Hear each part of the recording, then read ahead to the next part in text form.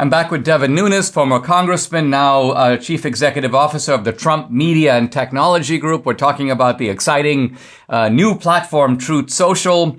Devin, you're a business guy, but you have a family business. You ran a farm.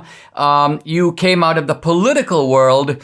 Initially, I think some people might have been a little surprised at your selection as CEO of Truth Social, maybe expecting to find some kind of nerdy, high-tech guy having that kind of a job. Talk about why this seemed like a good fit for you and why it's the right step for you to take next. Yeah, I would say that the big issue is, and we kind of talked about it a little bit in the last segment. I was one of the first guys to catch these big tech tyrants shadow banning me. So, I've kind of I'm come from the ground up, being one of the guys that was majorly censored for the last 5, 6, 7 years, right? And that was largely due to, the whole Russia hoax and us running an investigation and outing, this huge scandal.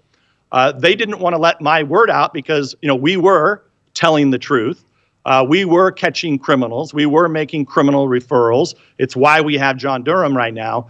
So, I had immense pressure put on me, and the left started manipulating these tech tyrants to essentially ban and censor us. And I will tell you, you're gonna see this on Truth. Whether you're an average user, you're gonna see that you're gonna have a lot more interaction. And Dinesh, you're gonna have way more interaction.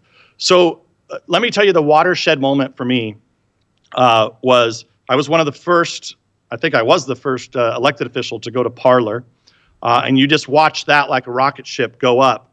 And how was it possible that a platform nobody had ever really heard of, how was I getting more interaction on Parler than all the other platforms I was on combined? And that was way before, that was in the early stages of Parler. So right away I noticed, well, there's something going on here. The effect of the internet, that open free space, clearly was not working for me on those other platforms. The second kind of big, oh crap moment, so to speak, I want to keep your show family friendly also, Dinesh, was Rumble. So I had a little podcast that I was doing every week. I was growing in audio listens. I decided to go to and put it onto video. And I didn't know much about YouTube. I had a YouTube channel. I thought, 8,000, 9,000 subscribers, that must be okay, right? So my audio listens kept going up, and then what I noticed on YouTube was they were almost flattening or going down. And I was just using this podcast to effectively communicate around the fake news and reach directly to my supporters across the country. And it's virtually impossible, Dinesh, for views to go down because I was sending it out to millions of people that had signed up to my list, millions of Americans. So how the hell was it possible that my views were going down? So I said, God, this is ridiculous. I've got to find something. And I discovered this little video player company in Canada called Rumble, which you're very familiar with. And I said, hey, can you if I go on your platform, they thought it was a prank, right? They just thought this was a joke. If I go on your platform, people be able to search and find my podcast? And they thought, well, of course, why would, what kind of dumb question is that? I said, well, try it on YouTube. See if you can find my podcast. And that was like the oh crap moment. So Dinesh, bottom line was, this is just an easy example. 9,000 followers on YouTube. I think I had the count for a couple years. In 3 weeks, okay? Nobody's on Rumble in America, basically, right? They had some like little animal videos and they were providing players. 3 weeks, 35,000 followers. 3 months, 350,000 followers. Now today I'm almost at 1 million. I know you've come over to Rumble, and now everybody has realized how they've been getting screwed so badly by these tech tyrants. All of the conservatives and now even independents and moderates who are getting banned or censored on YouTube, they're coming over to Rumble, and all of a sudden your followers skyrocket.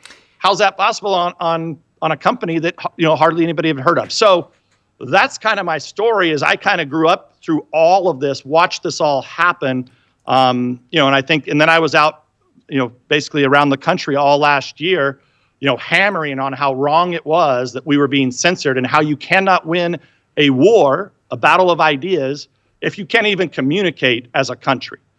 So, that's why I wanted to do this job, because I feel like it is the most important issue at the highest level.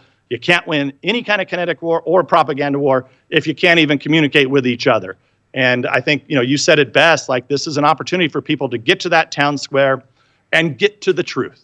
I really like that. I'm gonna steal that from you. You can have it for sure. I remember talking to Chris Pavlovsky, the CEO, the founder of Rumble, Canadian guy, and not somebody initially enmeshed in American politics at all. And he made a sort of a wry joke to me. He goes, I knew you guys sort of down south were fighting about the Second Amendment, but he goes, I didn't realize that the First Amendment had become an issue. And so I think he has seen that there's an opportunity here to have genuine free speech platforms. Let me ask you as we close to talk a little bit about the partnership with Rumble. Is that going well, and is that likely to continue to blossom?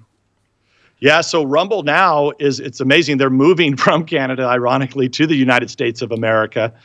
We are using the video platform on there, and we're also using their servers. So they're going to be a key partner for us moving forward. That's all public information. They're a great company, and they like me have seen this from the ground up, and they've given a home. Dinesh, to you. I think you've got to be one of the largest. You have one of the largest followings on Rumble.